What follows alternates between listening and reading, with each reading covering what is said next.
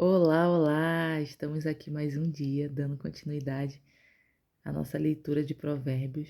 Hoje, dia 6, vamos então ler Provérbios 6. Pegue sua Bíblia, abra seu aplicativo, me acompanhe nessa leitura e depois vamos refletir algumas coisas que ressaltam aos nossos olhos. Vamos lá, Provérbios 6, a partir do verso 1, que vai dizer assim: Meu filho, se você aceitou ser fiador de seu amigo ou se concordou em garantir a dívida de um estranho, se caiu numa armadilha por causa do seu acordo feito e se está preso por suas palavras, siga meu conselho e livre-se dessa obrigação, pois você se colocou nas mãos do seu amigo. Procure-o, humilhe-se e insista com ele. Não deixe para amanhã, não descanse enquanto não resolver essa situação. Livre-se como a gazela que escapa do caçador, como o pássaro que foge da rede. Aprenda com as formigas, preguiçoso. Observe como ela age e seja sábio. Embora não tenha príncipe, nem autoridade, nem governante, ela trabalha duro durante todo o verão, juntando comida para o inverno. Mas você, preguiçoso, até quando dormirá?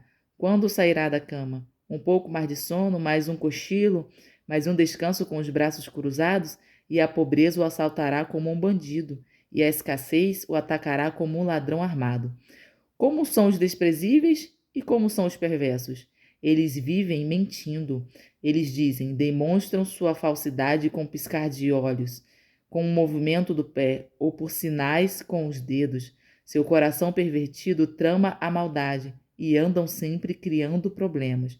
Por isso, serão destruídos de repente, despedaçados no instante sem que possam se recuperar. Há 6 coisas que o Senhor odeia, ou melhor, 7 coisas que ele considera detestáveis: olhos arrogantes, língua mentirosa, mãos que matam o inocente, coração que trama a maldade, pés que se apressam em fazer o mal, testemunha falsa que diz mentiras e aquele que semeia desentendimento entre os irmãos. Meu filho, obedeça aos mandamentos do seu pai e não deixe de lado a instrução de sua mãe. Guarde as palavras deles em seu coração e amarre-as em seu pescoço. Quando você andar, os conselhos de seus pais o seguirão. Quando dormir, eles o protegerão. Quando acordar, eles o orientarão. Pois o mandamento é lâmpada e a instrução é luz, e as correções da disciplina são um caminho que conduz à vida. Eles o protegerão da mulher imoral, das palavras sedutoras da promíscua. Não cobice sua beleza, não deixe que seus olhares o seduzam, pois a prostituta o levará à pobreza. Mas dormir com a esposa de outro homem lhe custará a vida. Pode um homem carregar fogo junto ao peito sem que a roupa se queime? Pode alguém caminhar sobre brasas sem que os pés se queimem? Assim acontece com quem dorme com a mulher de outro. Aquele que a toca não ficará sem castigo. Pode-se encontrar desculpa para o ladrão que rouba porque está com fome. Ainda assim, se for apanhado, terá de pagar 7 vezes o que roubou, mesmo que precise vender tudo o que há em sua casa. Mas o homem que comete adultério não tem juízo, pois destrói a si mesmo. Será ferido e desonrado, e sua vergonha jamais se apagará, porque o marido ciumento ficará furioso e não terá misericórdia quando se vingar.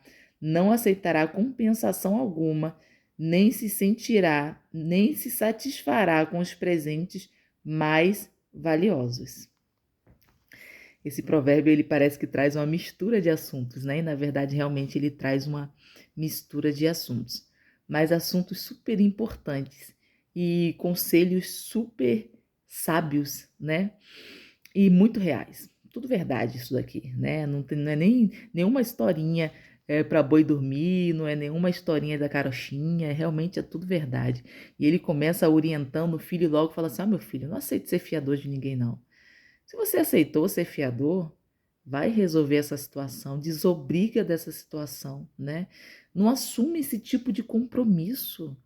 Isso pode custar uma amizade. Eu já vi uma frase, normalmente a gente ouve aquela frase, né? Perde o dinheiro, mas não perde a amizade. É uma frase que normalmente era dita assim. Hoje em dia é mais ou menos assim: perde-se a amizade, mas não perde o dinheiro, né? Mas as pessoas não percebem que, na verdade, esse tipo de ruptura de relacionamento, né, de amizade, de companheirismo, de coleguismo, seja o que for, quando envolve o dinheiro, muitas das vezes é por imprudência, né, de uma das partes, de um daqueles que está envolvido. E aí ele logo vai dizer, olha, não aceita ser fiador de ninguém. Se você aceitou, vai falar com esse teu amigo, vai a esse estranho que você aceitou ser fiador, resolve com ele, desobriga dessa obrigação, se saia dessa responsabilidade, não dorme, não descansa, mas se desocupa disso. Por quê? Porque isso realmente pode gerar um grande problema, né? E um dos problemas que geram, além de você correr o risco de ficar devendo, né?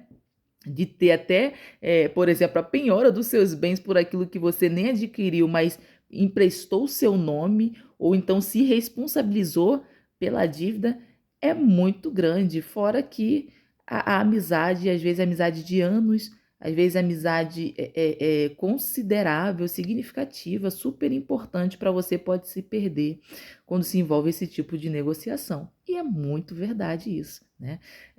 Eu sou testemunha própria disso. Já tive amizades a qual se desfez simplesmente por questão de valores, né? A pessoa se recusou a pagar e simplesmente, automaticamente, por não querer mais pagar aquilo que adquiriu na minha mão na época, se distanciou de mim. E uma amizade que era muito forte se perdeu, né? O tempo passou e acabou que a gente não teve mais contato. Uma amizade que seria de infância. E vários outros exemplos se tem. Você mesmo pode ter um exemplo desse. Mas são situações que a gente entra, que a gente se envolve, porque também a gente não espera, né? A gente acredita que a pessoa vai cumprir fielmente com a palavra dela.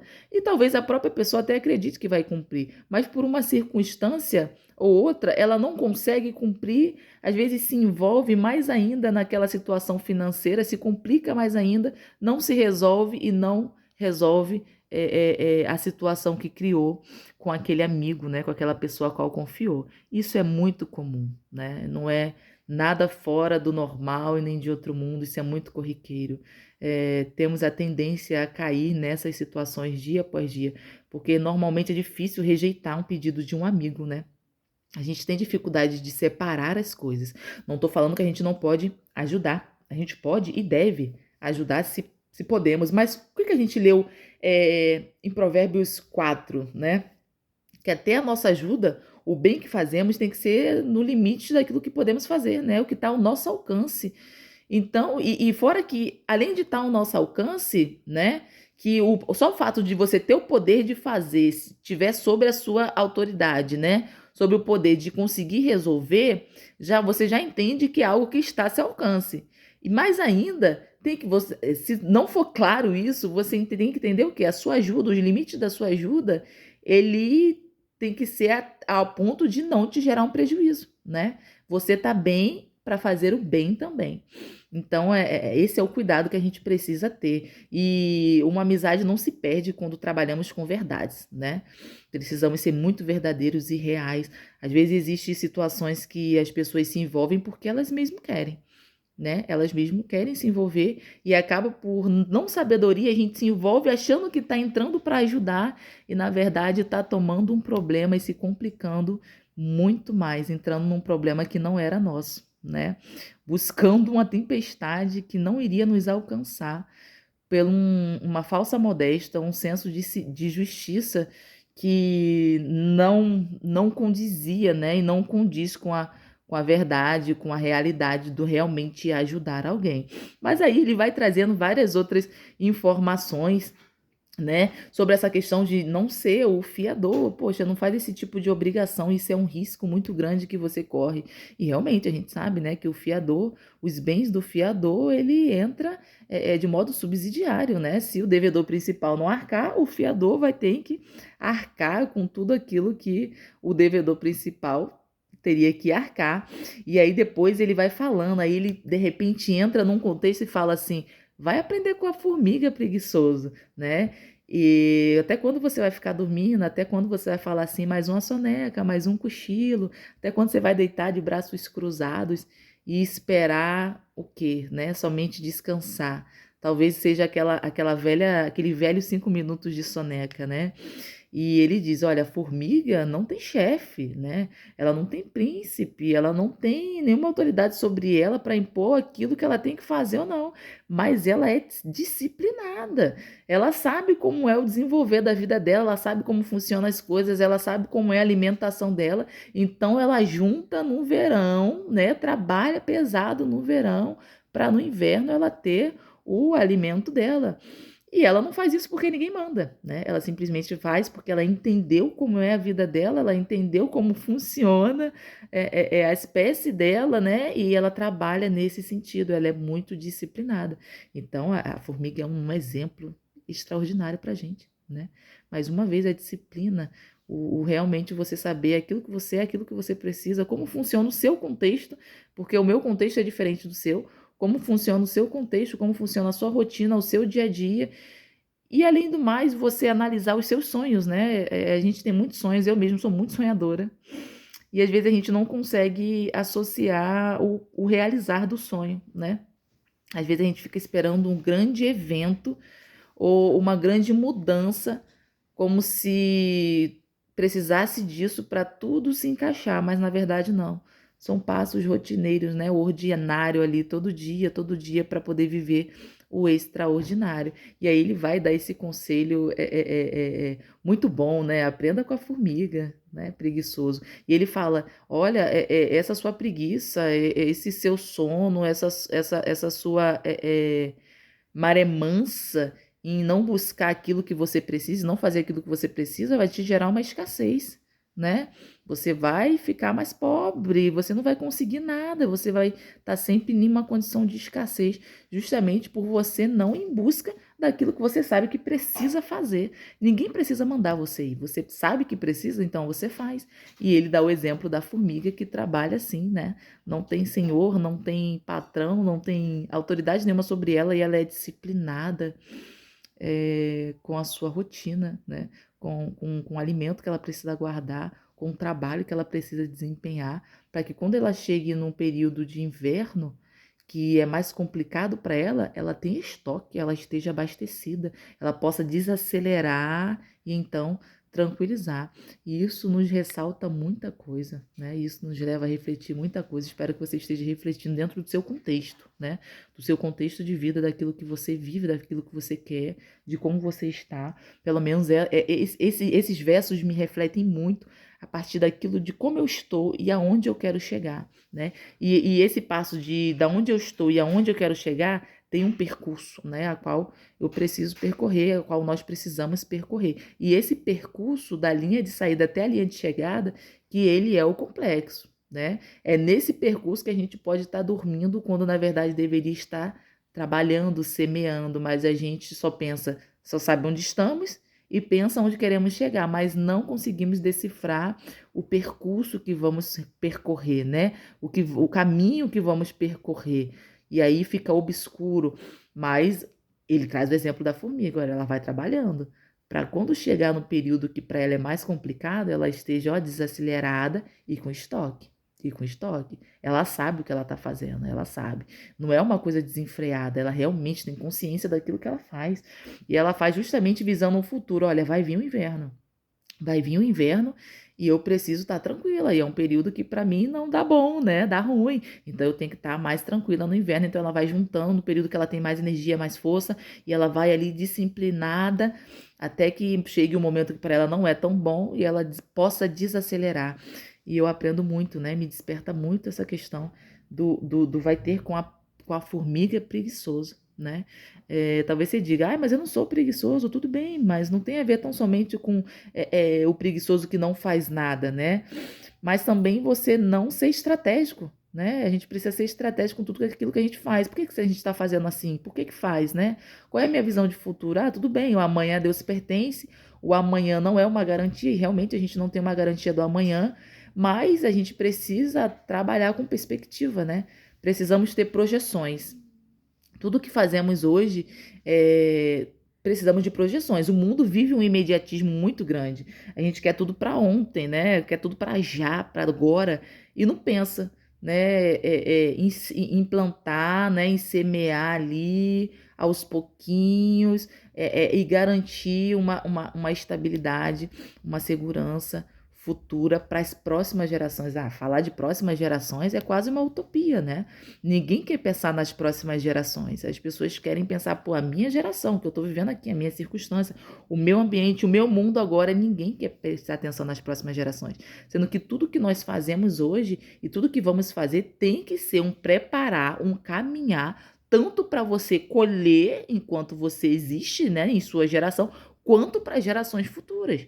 Não pensar nas gerações futuras é um ato de inconsequência, né? E isso também a gente tira, a gente extrai dessa ideia da formiga, né, do trabalhar visando um inverno, né, visando o inverno.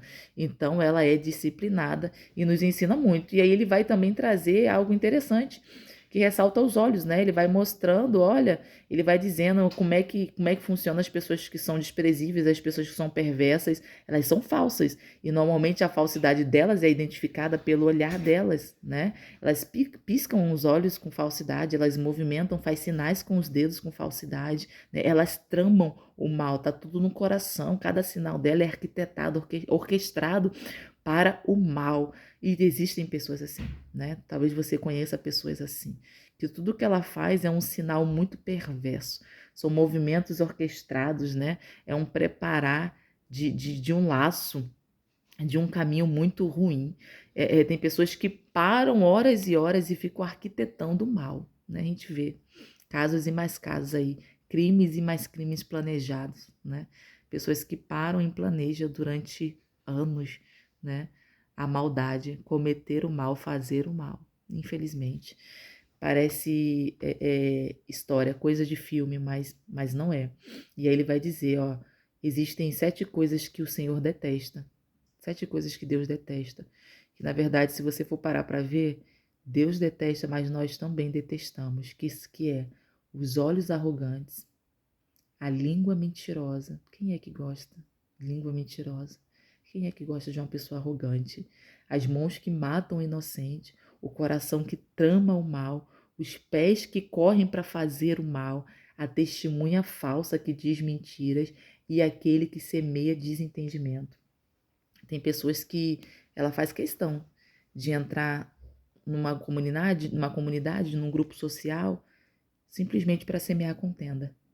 Tem pessoas que adoram semear contenda, elas não gostam de ver relacionamentos felizes, amizades felizes, e elas se incomodam. Muitas das vezes, por ela não ter, por ela não se encaixar, ela tenta destruir o de alguém. O desentendimento é uma das coisas que Deus detesta, a pessoa que semeia contenda entre irmãos, né? Entre irmãos sanguíneos, o laço de afetividade, né? Comunidade social, comunidade, né? Dentro da sociedade, daquele seu grupo social. São irmãos, pessoas do seu convívio, da sua amizade, do seu cuidado ali, do seu relacionamento. Mas sempre que alguém que entra por fora, ou às vezes até mesmo gente que está no meio, semeando a contenda, o desentendimento. Deus detesta isso e ele vai falar: meu filho, preste atenção nas instruções do seu pai, guarda os conselhos. Olha, você vai dormir, vai se sentir protegido. Sabe, quando você acordar, esses conselhos eles vão orientar você. E aí no final ele vai falar de novo da mulher imoral, né? Que nem a gente falou ontem, que estava em Provérbios 5. Ele vai falar de novo da mulher promíscua, ele vai falar de novo do homem que se envolve com a mulher casada, e ele vai falar assim: você está armando um laço para a sua vida, né?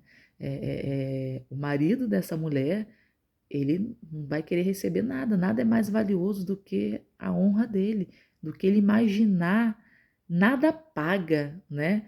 E apaga ele imaginar a mulher dele se envolvendo com outro homem. E você está se destruindo, né? É um caminho de destruição. E ele reforça isso. Cara, não faça isso, não se envolva, meu filho. Não deite com a mulher casada. Não faça isso para você. Não se envolva nesse laço. E aí eu finalizo reforçando o verso 23, que diz assim: pois o mandamento é lâmpada e a instrução é luz, e as correções da disciplina são um caminho que conduz à vida. O mandamento é lâmpada, a instrução é luz. Todo ensinamento, todo aconselhamento, toda orientação é luz. Por mais que você olhe e fale assim, eu não pedi sua opinião, né? Às vezes a gente fala assim, não pedi sua opinião, não pediu seu conselho. Mas olha, pare para observar alguns conselhos, para ouvir, para se atentar, para refletir naquilo que diz, né? Na união de conselhos a gente encontra o caminho. A gente vai ver mais na frente, tem um provérbio que fala sobre isso, né? As pessoas não gostam de conselho, ainda mais quando o conselho é contrário àquilo que elas querem fazer. A gente gosta muito de pagar para ver, mas ouça os conselhos, é lâmpada, né? A instrução é luz, né? Como a palavra de Deus é, lâmpada para os nossos pés e luz para o nosso caminho é a palavra do Senhor. Então, a sabedoria, a instrução, o conselho é luz. É para que você não caia num buraco, é para que você não se perca, é que você não se destrua, né? Busca aquilo que é conhecimento, que é entendimento, não dê tiro no escuro, sabe? Não caia de vez, não entre de vez. Por mais segurança que você tenha, por mais segura que você seja, por mais habilidade ou experiência que você tenha, ouça uma voz de sabedoria, ouça uma orientação, ouça uma segunda opinião, né? Porque às vezes quando a gente quer muito uma coisa, a gente se veda, né? A gente fecha os olhos e não consegue discernir. De dentro da tenda, a sua visão é limitada. Agora, se você sai da tenda, você vê a tenda na sua amplitude. E quando a gente quer muito uma coisa, a gente se fecha para aquilo. Mas a instrução é luz, o conselho é lâmpada, o mandamento é lâmpada. E a correção da disciplina leva a caminho da vida. A correção, por mais dolorosa que seja, um pai corrige um filho para não ver ele ser destruído, para não ver ele se perder. Então, a correção, por mais que seja ruim na hora, né? Por mais que seja desagradável na hora, mas ela é para caminhos de vida. A gente lembra quando nossos pais diziam coisas que a gente não queria ouvir, né? A gente não queria ouvir, a gente não fazia questão de ouvir, a gente era corrigido e não gostava, ficava de castigo, mas tudo isso que nossos pais fizeram, que nós como pais fazemos, é para que nossos filhos tenham vida, para que eles cheguem à fase adulta e na fase adulta eles possam olhar e falar, nossa, bem que minha mãe dizia, bem que meu pai dizia, né?